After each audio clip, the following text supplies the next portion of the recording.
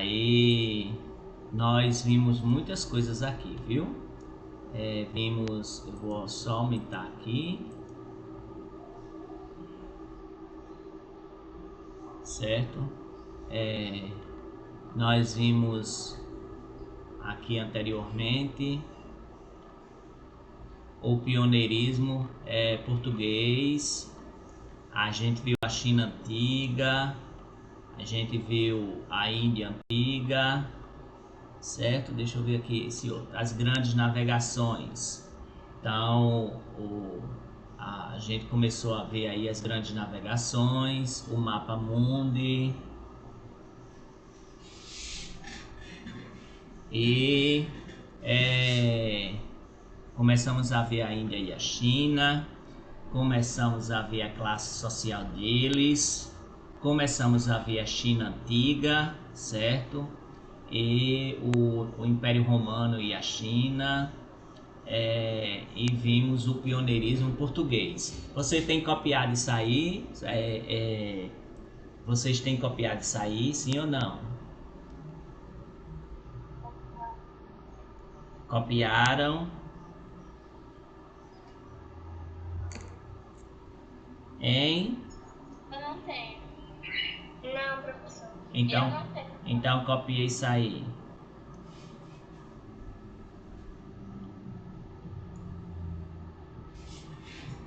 Copia isso aí.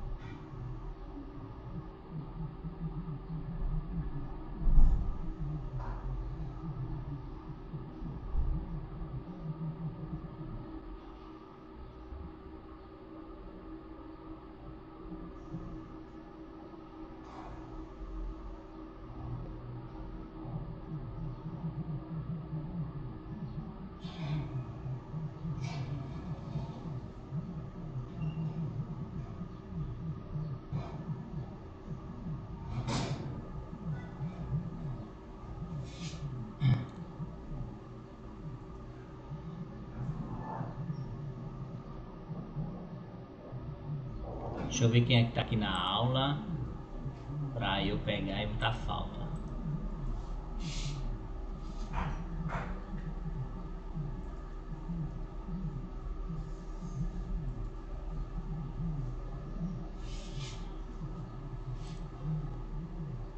Sétimo ano, falta.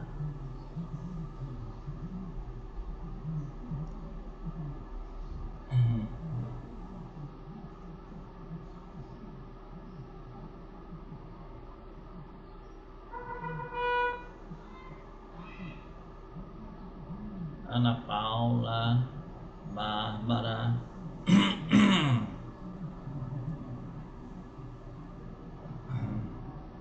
Gabriel tá aí, Gustavo tá aí, Ícaro tá com problema na internet, João, mãe de João. Deixa eu ver se Levi entrou. Levi não entrou. Levi, mãe de Levi.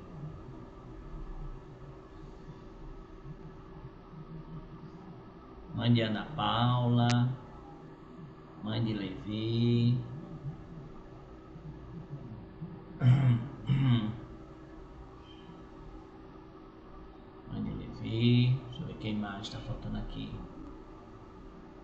Micaías,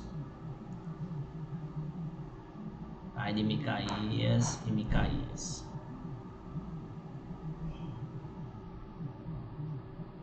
Vê se tem mais alguém. Pronto.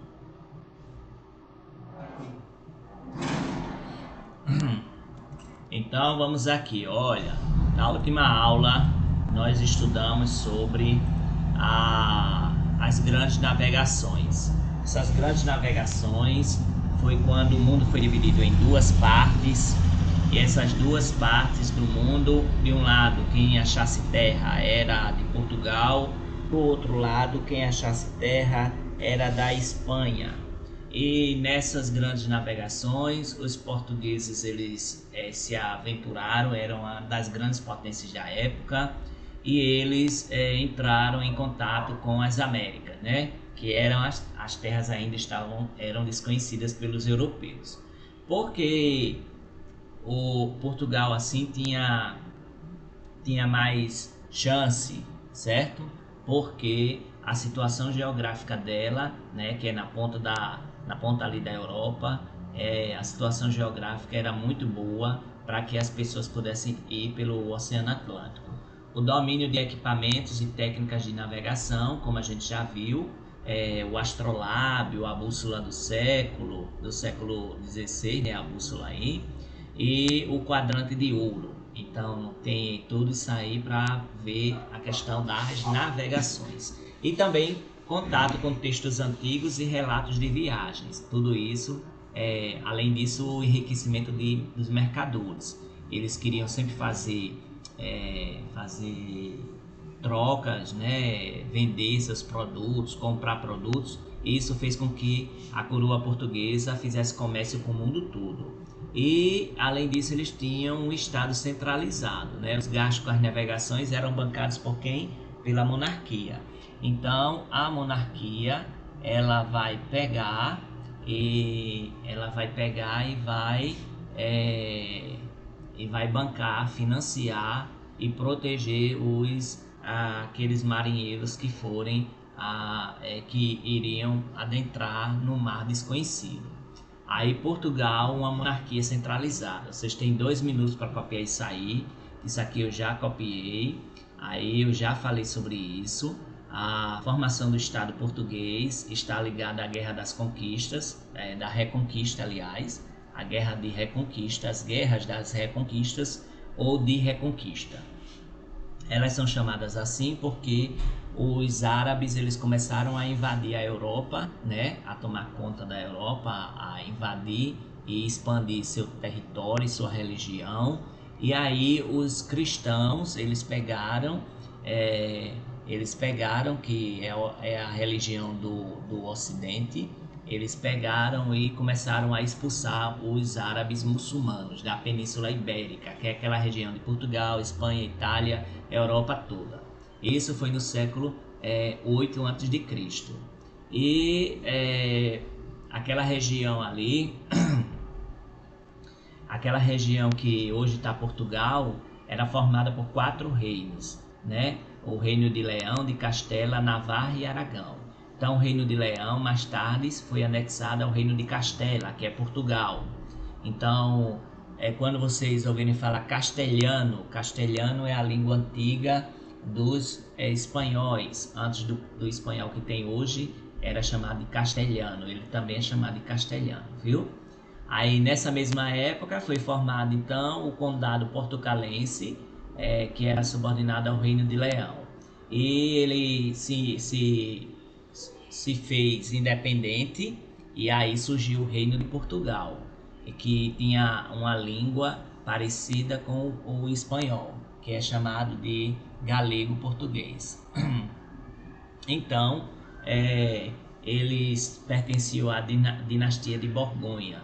E aí, as rotas comerciais terrestres estavam muito assim difíceis por causa do roubo, por causa da situação, né? Precária, tinha muito roubo, muita assim pagamento de impostos também, tinha a peste negra, a epidemia da peste negra naquela época, tinha as guerras, então tudo isso atrapalhava o comércio, trazer especiarias, trazer qualquer coisa do Oriente.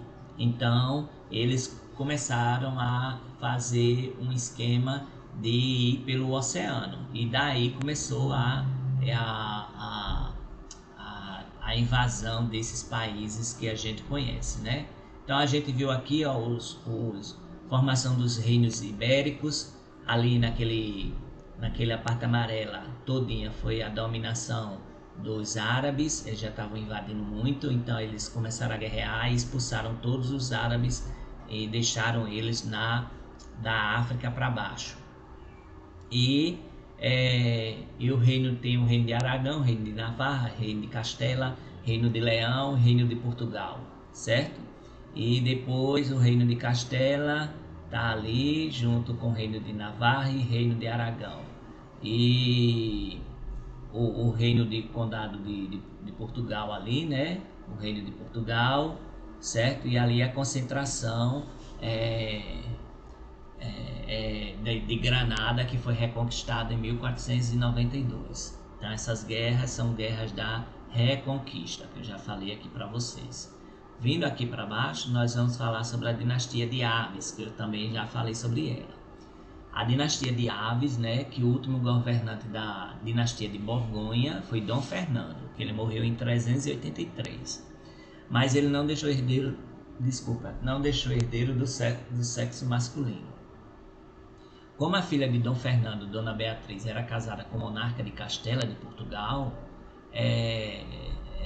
de Castela, aliás, que era da Espanha, Portugal deveria passar o domínio desse reino para Espanha. Aí, temendo perder sua autonomia, os grupos mercantis e populares lutaram em favor da coroação de Dom João, mestre de Aves, meio-irmão do monarca morto. Seguiu-se um conflito vencido pelos partidários de Dom João, que Dom João foi coroado rei de Portugal em 1385 com o título de Dom João I.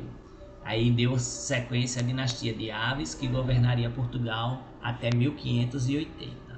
O governo de Dom João I foi diferente dos seus antecessores, porque ele centralizou o poder e fez a organização de um exército, claro que mantido com as riquezas obtidas por meio das atividades do comércio, né? Uma das principais características do reino de Dom João foi o apoio constante a novos empreendimentos mercantis. Então, nós temos que Dom João ele tem uma visão muito grande, ele vai apoiar os mercadores, certo? Por isso, a conquista de territórios e a busca de uma rota alternativa para as Índias eram alguns de seus objetivos principais. Então, nós temos aqui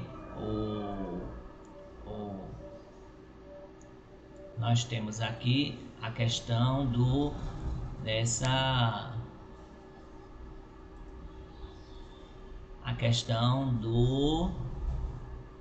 peraí, isso que deu problema aqui.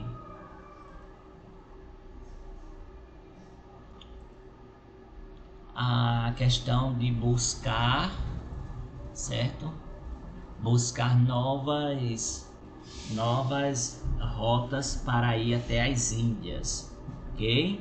Então lembre-se, vocês estão vendo a expansão ainda portuguesa. Daqui a pouco vocês vão ver a expansão espanhola, viu? E junto com a portuguesa. Aí aqui, ó, o coroamento de Dom João I vai atender o desejo dos grupos mercantis portugueses e estabelecer um governo ligado aos interesses expansionistas. Isso aqui é uma iluminura do século XV. Olha ali, Dom João lá é coroado rei de Portugal. Aí esses fatores, bem como o espírito da conquista das lutas contra os infiéis, situado na religiosidade portuguesa, transformaram Portugal em uma potência econômica e expansionista daquele período. Aí agora vamos para a expansão, deixa eu botar aqui. Aí a expansão marítima portuguesa, certo? Aí vocês vão botar aí esse título, certo? As navegações portuguesas. Aí vamos ver aqui que em 1415 os portugueses estabeleceram seu domínio sobre Celta, que era um entreposto comercial árabe da África, do norte da África. Aí vocês copiem isso aí, viu? Depois disso, eles foram descendo pelo Oceano Atlântico, invadiu a ilha de Madeira e Açores, certo? Depois alcançaram o litoral atlântico da África e a partir de então deram início ao périplo africano, que é viajar a viagem de contorno ao longo da costa africana, certo? E fazendo com que aquelas terras ali sejam deles, certo? As possessões e entrepostos portugueses que facilitaram o caminho rumo às ilhas. E ele contornando pouco a pouco a África, estabelecendo feitorias e fortificações militares por toda a costa. Em 1488, a expedição comandada por Bartolomeu Dias, aqui já é outra, ó, vocês vão copiar isso aqui, alcançou o extremo sul africano que liga o Oceano Atlântico ao Oceano Índico, que é chamado Cabo das Tormentas, viu? Então, a gente está vendo a linha cronológica das navegações portuguesas. Então, em 1488, Bartolomeu Dias ele vai dobrar o Cabo das Tormentas. Por que Cabo das Tormentas? Porque tinha violentas tempestades. Daí, depois, ele foi rebatizado de Cabo da Boa Esperança, né? Depois, Vasco da Gama vai desembarcar em Calicut, na Índia, em 1498, certo? 1498, Vasco da Gama vai chegar lá na Índia. Sua viagem garantiu a Portugal o controle sobre o comércio das mercadorias orientais, estabelecendo acordo com líderes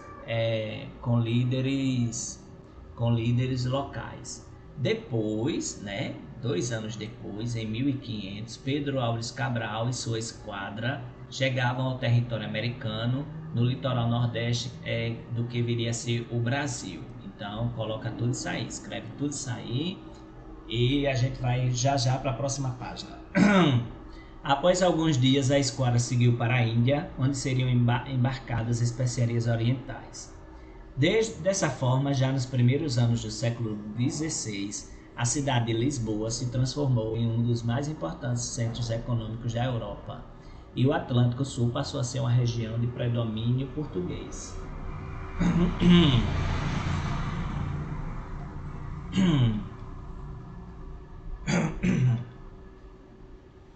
Aí vocês copiem essa parte que está em vermelho. Assim que terminar, eu vou passar para a próxima página.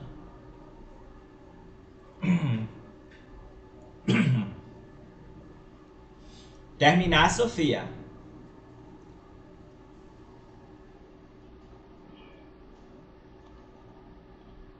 Terminou, Evelyn?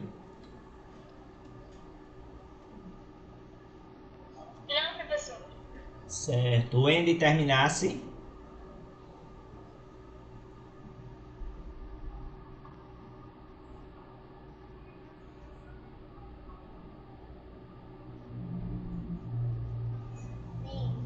Ok. Professor, a gente fez a pesquisa, viu? Certo. Daqui no final da aula eu vou pedir. O Andy, sua mãe queria o quê? Que pesquisa é essa que ela tá querendo aqui? O exercício, não sei do quê. Sobre o descobrimento do Brasil. Não. Um exercício de história do dia 10/3. Que exercício é esse? As monarquias, a formação das monarquias centralizadas europeias.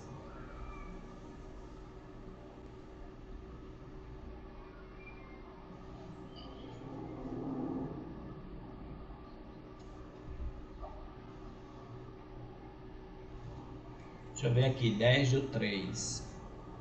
Eu olhei ontem, mas estava com sono. Não vi isso não. Deixa eu ver aqui. 10/3. 10 de março. Cheguei no 10 de março. Atividade do Google Sala de Aula, entro no Google Sala de Aula, atividade faça, as páginas responsáveis, aula de História, a formação das monarquias centralizadas europeias. Exercício no Google Sala de Aula, certo? Aí aula de inglês, assistir a aula e fazer a atividade. Pronto, aí aqui não tem exercício aqui não, só se tiver no vídeo. Aí no vídeo tem que olhar ele lá direitinho.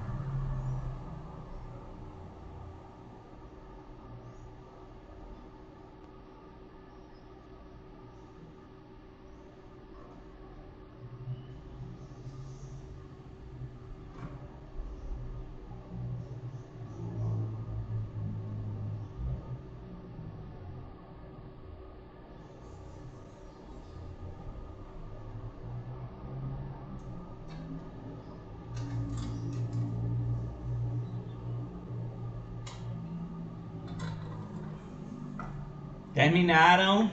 Vou passar, viu?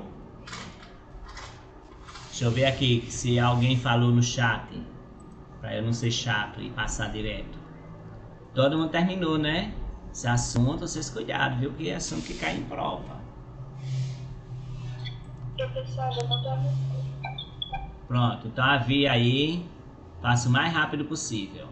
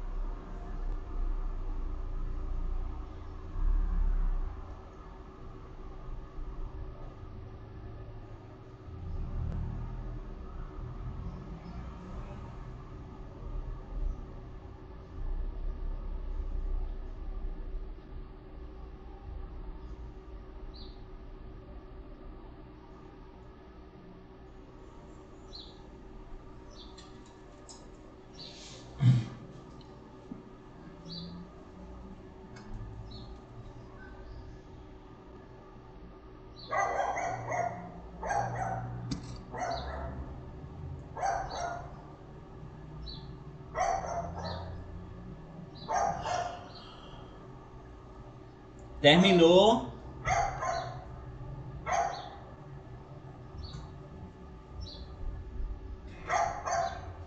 Terminou ou não terminou? Eu vou passar, viu? Aí tem aqui o texto de Luiz Vaz de Camões. Luiz Vaz de Camões, ele era um escritor de língua portuguesa, um dos maiores poetas de língua portuguesa. Só um minuto. Bom dia.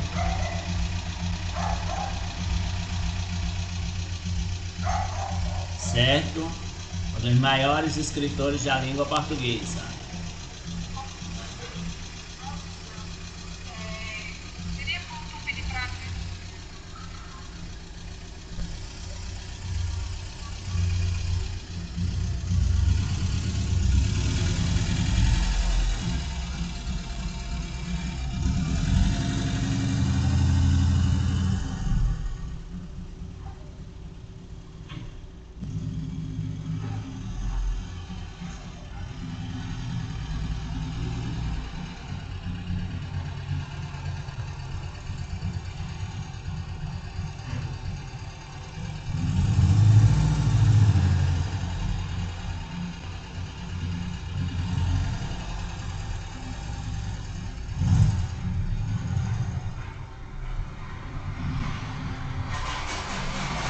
Aí Luís Vaz de Camões é um dos maiores poetas da língua portuguesa, foi também um marinheiro e participou das viagens, né, o Vasco da Gama. Então,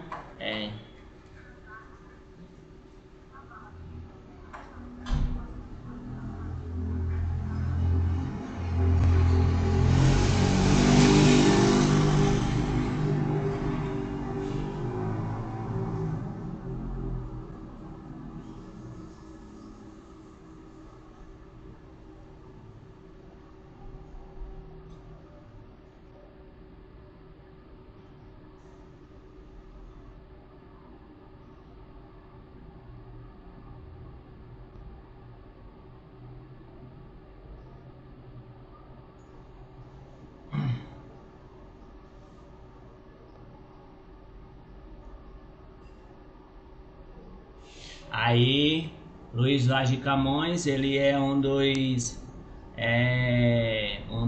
maiores poetas da língua portuguesa. Ele foi marinheiro, participou da viagem com Vasco da Gama, as Índias, e ele pegou e fez o poema sobre essa aventura dos portugueses. Esse poema é chamado de Os Lusíadas. É um poema épico, porque conta a história das aventuras dos portugueses pelo meio do mar. E em 1572 foi publicado. Lê aí para mim, Sofia. Lê aí para mim, por favor. Tá. As armas assinaladas que causam mortal prazo de ano, formados nunca dantes navegados, passaram ainda além da trovão em perigos de guerra, esforçados mais do que prometia a força humana em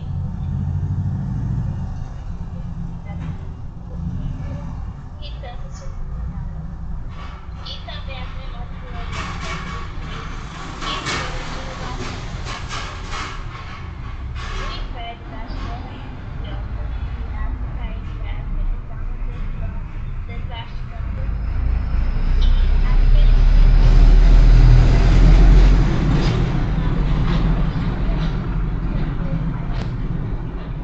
então me ajudaram os matar.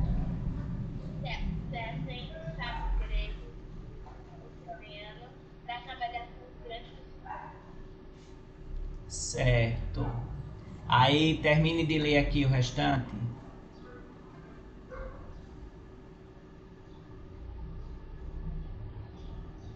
Sofia.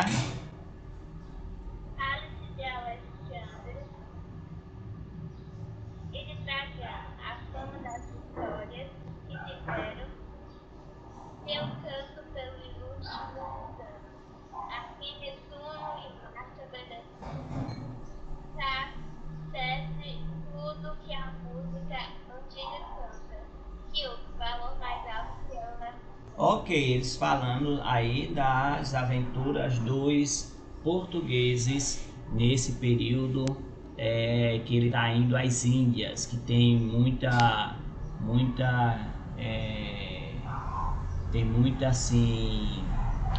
ventania, muita tempestade, certo?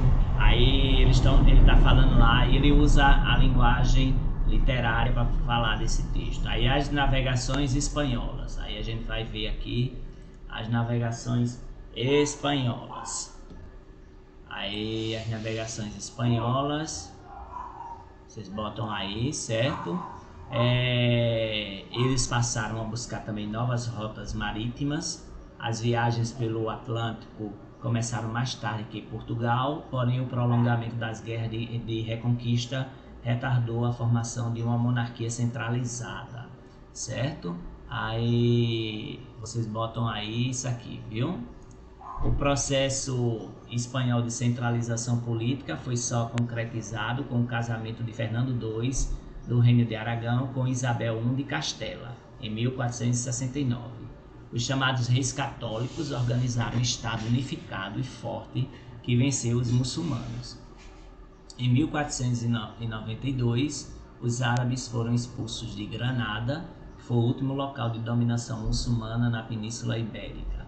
Com a intenção de se antecipar aos portugueses na descoberta de uma rota comercial para as Índias, a coroa portuguesa patrocinou a viagem de Cristóvão Colombo e iniciou seu processo expansionista. Colombo defendia que a Terra era redonda, aí vocês vão colocar tudo que eu estou botando em vermelho, e que a Terra era redonda, certo? Colombo defendia que a Terra era redonda, que poderia chegar às Índias através do Oceano Atlântico. E em 12 de outubro de 1492 ele chegou às Antilhas, na América Central, certo? Chegou na América Central. Durante muitos anos os europeus dominaram as terras da América de Índias, denominavam, né, essa terra América de Índias, certo? Então copie isso aí e a gente vai seguir. Então a gente já deixou bem claro sobre as navegações portuguesas, agora vamos ver as navegações espanholas, certo? Navegações portuguesas, Pedro Álvares Cabral, Vasco da Gama, Fernão Lopes e etc. Eles fizeram as viagens que contornavam a África e chegou aqui na América.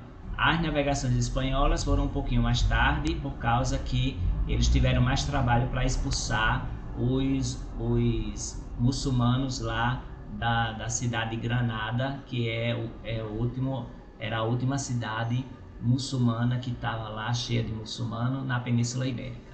E aí, nessa guerra de reconquista, eles também fizeram com que o Cristóvão Colombo começasse o processo expansionista, e em 12 de outubro de 1492 ele chegou às Antilhas, na América Central, viu? Cristóvão Colombo viu que a Terra era redonda e que a história da época era que ela era quadrada, e sendo quadrada chegaria num ponto que você cairia no universo. Mas Cristóvão Colombo disse que não, que a Terra era redonda, que poderia dar a volta e não cairia no universo não, sempre achariam algum lugar. E assim começa a expansão também espanhola. Depois que terminar aí, me liga para eu pegar e passar.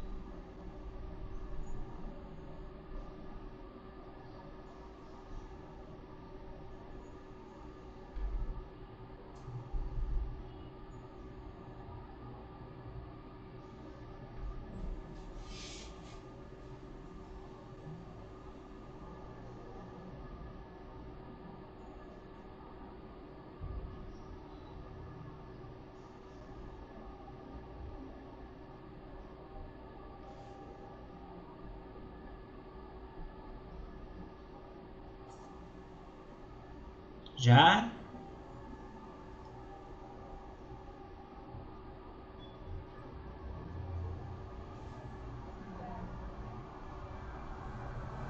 Pronto, vou passar.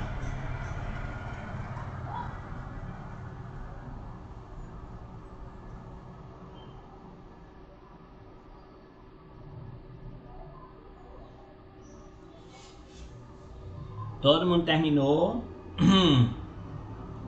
Todo mundo terminou, né?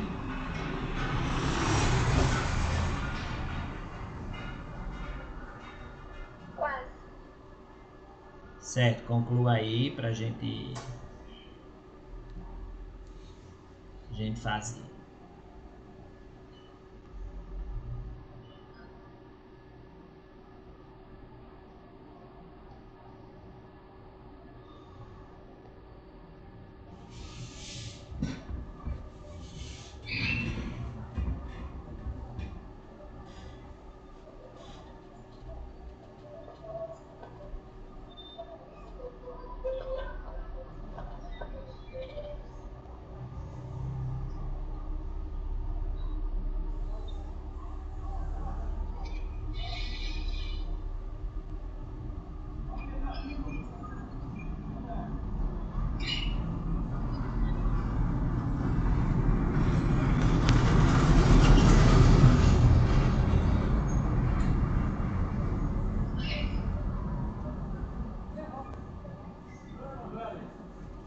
Terminou?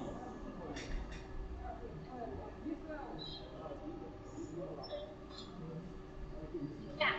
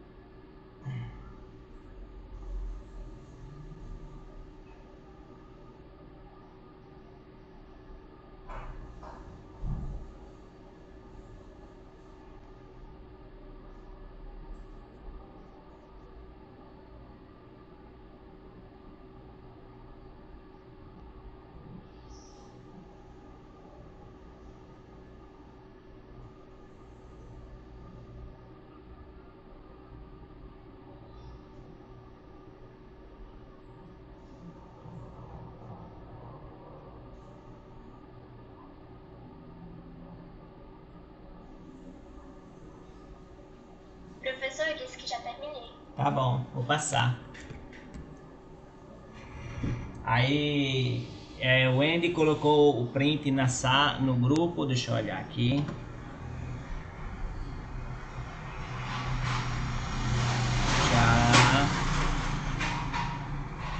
Já. Aí vamos aqui para a próxima página. Então aqui, ó, uma gravura de Theodore de Brahe, produzida em 1596, representando a chegada de Cristóvão Colombo a Guanahari, que era a ilha antilhana, na qual desembarcou em 1492. A imagem destaca o contato entre Colombo e os indígenas e os nativos. Indígenas não, os nativos, certo? Aí tá aqui, ó. Só que a gente sabe muito bem que aí eles plantam aqui a cruz, né? Para dizer que é um país cristão, eles são cristãos. E os índios, é claro que não estavam assim vestidos, né? Eles estavam nus, certo? E aí o conhecimento de que os espanhóis tinham chegado a um novo continente só veio no início do século XVI, com base nos estudos do cartográfico Américo Vespúcio, daí o nome América, fácil sair também. Aí depois disso, a gente vai para a página 40, essa página aqui, passam aí. E aí a gente encerra e vocês vão ter ainda as outras aulas. A aula de português daqui a pouco, com a leitura.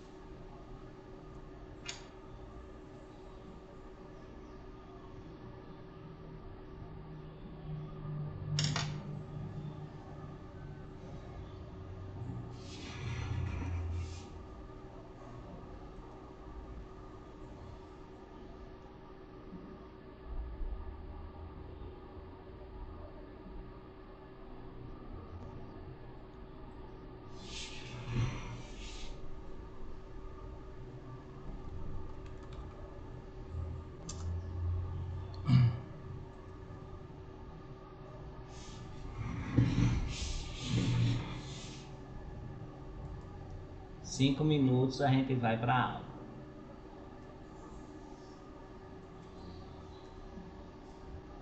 Francisca, 5 minutos. Francisca, 5 minutos.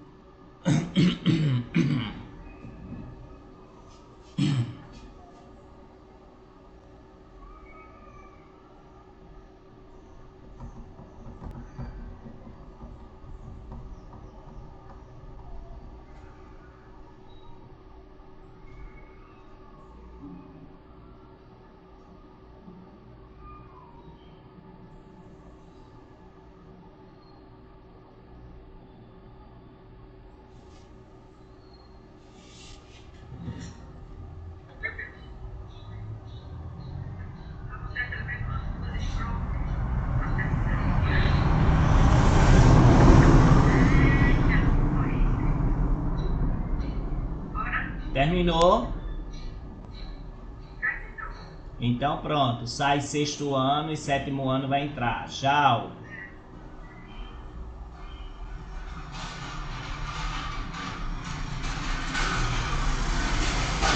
Pronto, 7º ano. Ok, encerrou. Pode sair que eu vou mandar o link. Tchau. Tchau.